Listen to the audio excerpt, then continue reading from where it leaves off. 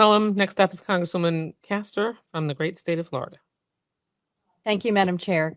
Good afternoon, everyone.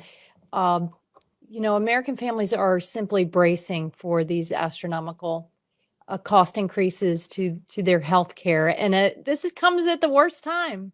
They're already grappling with higher grocery bills and electricity costs.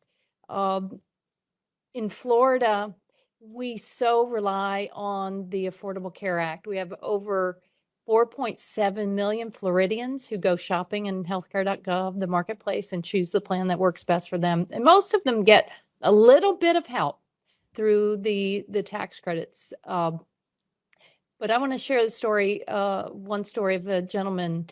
I learned all the details this weekend. It's not from my district. He's from a Republican district on the other side of the state in Daytona Beach.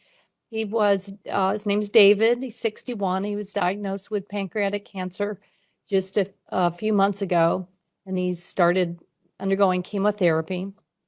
A little bit of good news, his cancer markers with the chemotherapy are down, and that's hopeful, especially when you're talking about pancreatic cancer.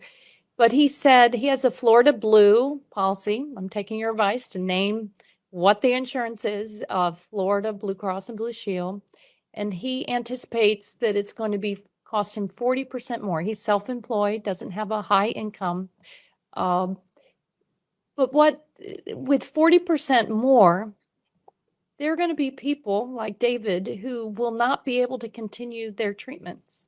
And I wonder, Ms. Brapa as a nurse and Dr. Ellison as a doctor, what happens to someone like David?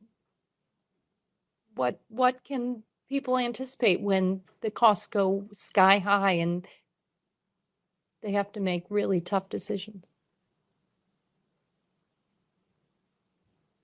Well, I mean, in addition to it being harmful to the economy to take money from them and put it towards increased costs of healthcare, they aren't able to contribute to their community in the same way. But also, when someone like that is going to be required to pay that much more for their health insurance, it's going to force them to make very difficult and inappropriate decisions that they should never have to make.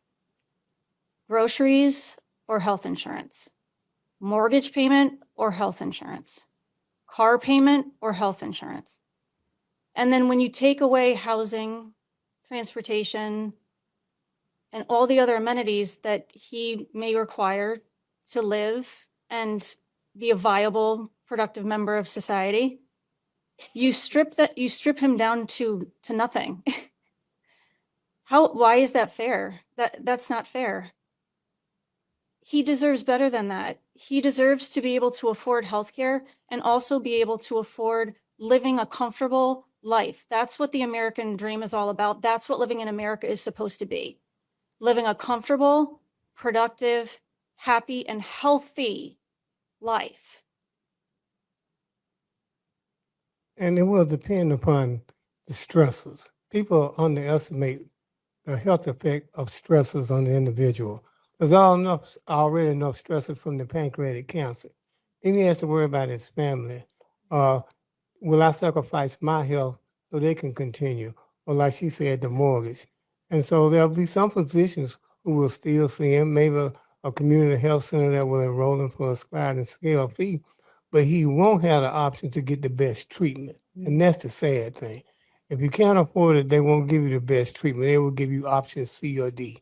And so we have to find a way to rectify that so that no matter what your income is or your status, you still get the best care available for you for what particular disorder that you have. Thank you very much. I yield back.